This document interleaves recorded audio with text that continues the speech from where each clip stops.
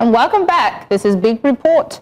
In response to worsening insecurity across the north, the 19 northern governors, alongside traditional rulers, have approved the creation of a regional security trust fund.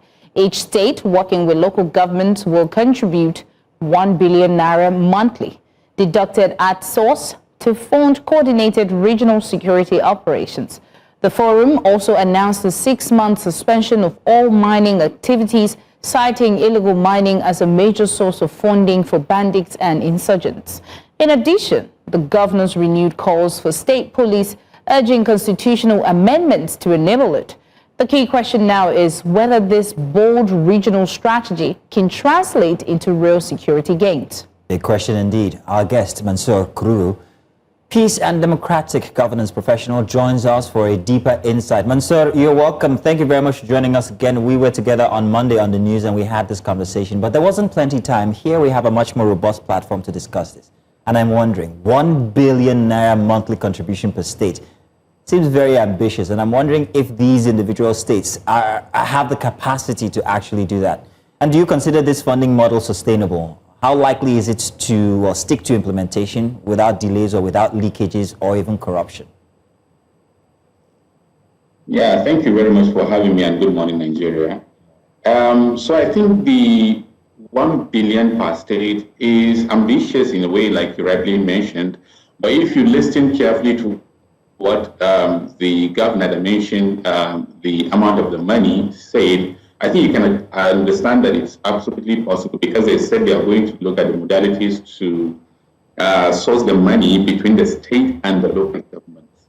So I think they have been very smart, and I think it's going to be among those joint funding resources.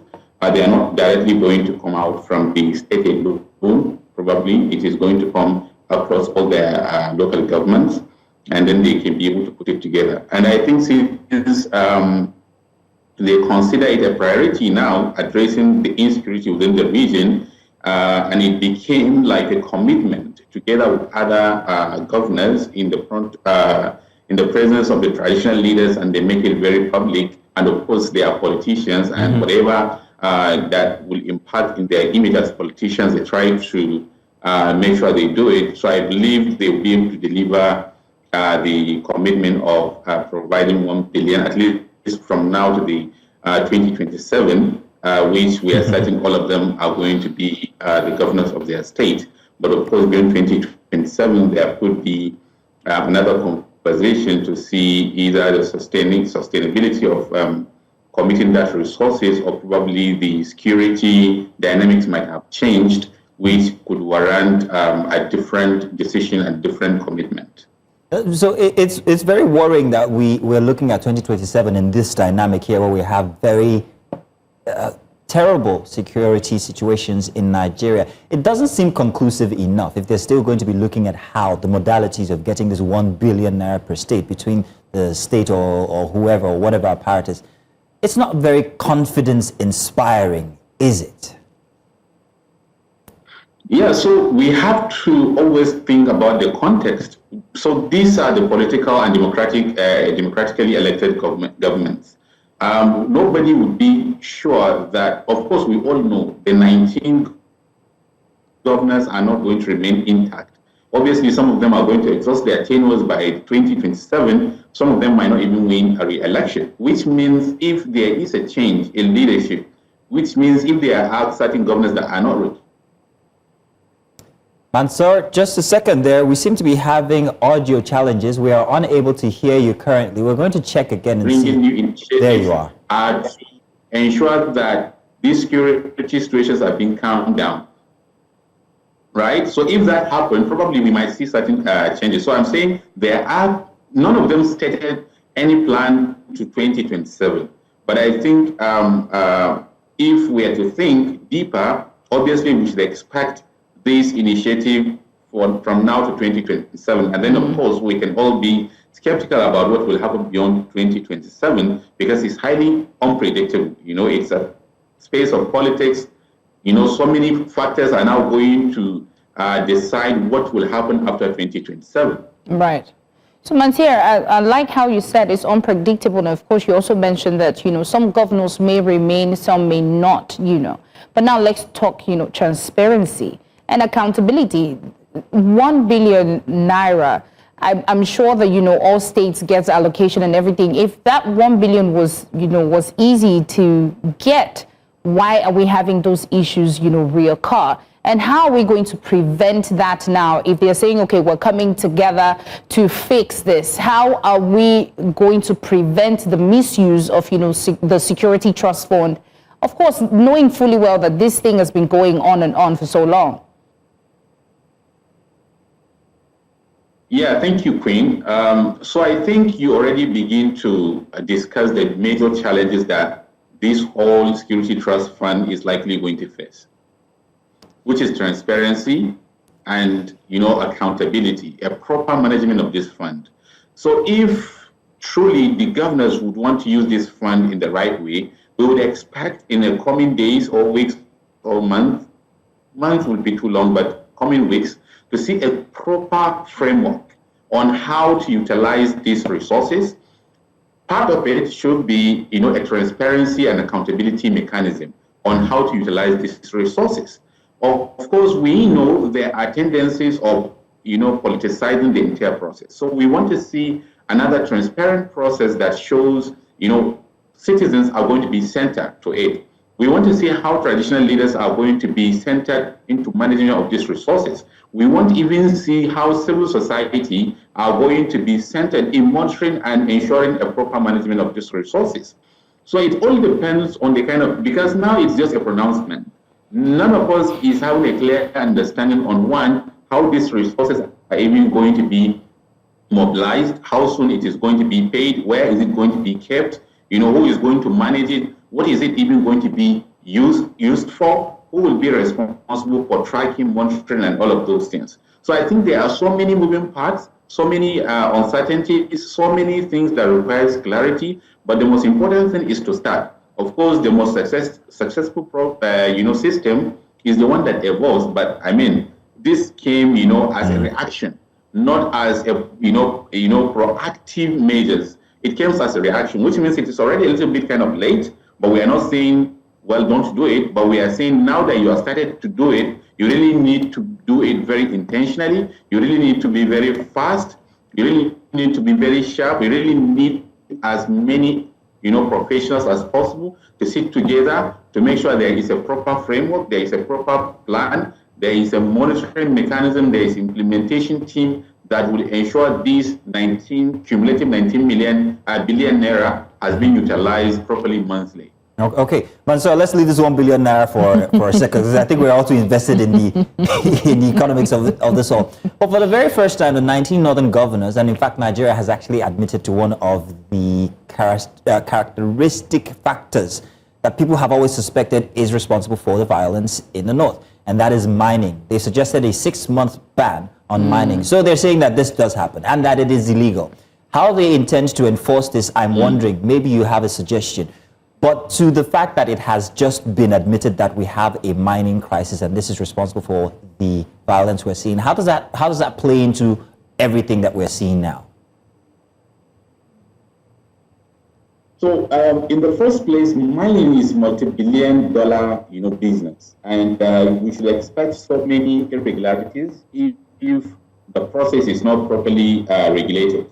And calling for 6 months, saying that they want to make sure that they did a proper censoring, they did a proper regulation, I think that would help. And it is a fact that whether we like it or not, the mining activities has, in a way, a relationship with the banditry and other forms of insecurity we are witnessing in Northwest. So coming from the governors of the region, saying that they would want that to be suspended, obviously there is an intelligence they have received. There are information they already got that doing those activities in the way they are happening currently are contributing to the insecurity in the region.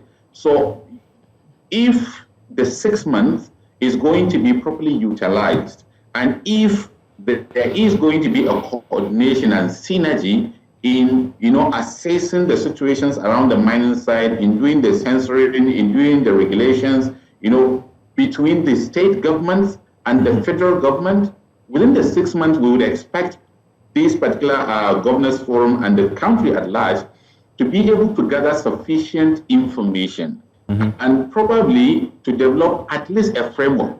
At this point, we're not even asking for policies, because we know policies can take a very longer time, or revision of those policies and the rest of that. But if there could be a framework that Mansur says yes, the policy. Yeah. Mansur, now let's take a look at it this way. If they're putting a 6-month suspension on regulated mining, that we understand. But admitting that mining is a factor in the violence is a different case, because the violence is not a regulated process. So now it's beginning to seem like the violence is actually a symptom in itself, and mining seems to be the disease. So what's happening in the north when it comes to unregulated mining? Are there documentation? Do we have intel? Is that the main problem? And perhaps maybe since over the many decades, that's what we should have been looking at, instead of actually looking at banditry or insurgency. Mining seems to be the main thing. What are we doing mechanically to make sure that that is eradicated? What suggestions do you have, I should ask you? So first of all, there is an impression here that mining is the major issue. For me, I see mining as one. So, this kind of mining, they just got a space. That's how I see it. I'm not seeing it as a direct driver. No. The mining have seen a fractured and vulnerable communities filled with young people, young persons that are doing nothing. Some of them are consuming a lot of drugs and the rest of that. Some of them just join the mining blindly. And of course, they utilize all of these opportunities and lack of proper regulations and all of that to, drive the mining into the way they are doing it. So I don't want to say like it is the major driver, but I believe it is one of the key drivers. And now, if you really want to address that situation, you really need to define and understand the level at which this mining is contributing to the insecurity in the region. And for you to be able to do that, I believe you really need to address the entire issue holistically. You cannot, at this point, be able to sieve those that are doing the legal mining and illegal mining, especially if you do visit these mining sites. You'll just see a plenty individuals doing the work, and it is very difficult for you now to assess those areas. So the best way is to stop the entire mining process first, then identify those that are doing it legally, then find a way to be able to recognize those individuals and try to sieve those that are doing it illegally. Right. And from there, you'll be able to now address the issue of the illegal mining, and it is, trajectory to contributing to the insecurity in the region. But if you allow the legal mining to continue, then the illegal miners and those criminals will continue to hide behind these people, because we do not have a structured, currently, we do not have a structured system that is able to filter those that are mining legally and those that are not doing it as legal as it should be. So I think, we really need to put everything on a hold and have a proper way of identifying the legal miners and illegal miners, and then of course have a scientific outcome, like scientific findings that place this illegal mining directly to the insecurity in the region or otherwise. And of course we understand what drives the community members, what drives young persons into the criminality, the banditry and all of that, instead of even doing the illegal mining. Why is it becoming more profitable for them? Because we all agree that we are facing banditry economy, right? So what is now driving these young persons from being illegal miners or contributing to illegal mining now to insecurity? So we really need to have all of this data as a fact, not as something that we are just, predicting, and then address the root cause, squarely. True. So I think that is my own understanding about this. Right. So Mansur, away from the mining, let's talk structure. Let's talk, the policy. We're talking about, the state level police. Do you think it can realistically fill the security gaps, or does it prevent or present its own challenges in potential abuses? So I think that has been, the potential abuses of the governors. I think it has always been the major concern when the conversation around state police is brought up. But again, so I'm not categorically, I cannot conclude. But what I'm saying is this: the system of the policing that we have currently, it was established before I was born, before all of these emerging issues came into being. And we call out all of these emerging issues because take us back as 2008, all of this fully blown terrorism in the country does not exist. So we had a system that was efficient before I was born, to address our security need, our internal security concern. But now we are being faced by violent extremism, by other forms of terrorism in the country. Now we have more young persons that are on the street, in the bushes, that are doing nothing. Now we have more gaps, more ungoverned spaces. We now have more failed government at different levels. Like if we remember how local government used to function, it is no longer functioning that way. If we remember how our traditional institutions were functioning and contributing to our internal security, it is no longer the same way. If we look at, the ratio between the police and the citizens when we were all younger or during our parents' time, it is no longer the same thing. So there are so many gaps, there are so many dynamics that have shifted, there are so many emerging issues that are coming on board. So what I'm saying is this: if there is this understanding that having additional state police, in whichever form it is going to look like, could help in addressing the internal security challenges that we are facing in our states, in the region, I think that is an issue we really need to look into. And then, of course, the fear of us, most of us, that these state police, if they are now being controlled by the state government, they might be abused. That is a good thing that we know. So now, if we come to work around the establishment of this state policing, especially at the level of the policy and advocacy and all of that, that should be one of the key areas that all of us need to really come to hammer on it, to make sure there is a provision in the policy that will really address the issue of abusing the state policy. Secondly, for us as citizens, as people within the civil space, as people within the media, as traditional leaders and religious leaders, we know these are part of the areas that we must hold our leaders, the governors, accountable when this kind of setup has been arranged. I can see the 19 northern state governors are very, very keen and committed to ensuring this state policing has happened, because this is the first time I have seen the state governors, despite their political differences, are saying they are going to speak to their senators, they are going to speak to their House of Reps, to go there and discuss the policy around it, the law and all of that. It's very interesting you should say that, Mansur. It's very interesting you should actually note that it's the first time that they're coming together, because the truth is the challenges across the region, they're very diverse. Across different states have their different challenges. So to see a regional approach, one has to wonder whether this is going to attend to the very unique instances across the states. You've got banditry in some states, there's insurgency in others, there's farmer-herder clash in others, there's communal conflicts, there's economic conditions. So this regional approach, is it really a panacea for everything that the states, the northern states, are going through? Will it work? Okay, so this is where we come back to the aspect of context. And I mean, they just make a pronouncement.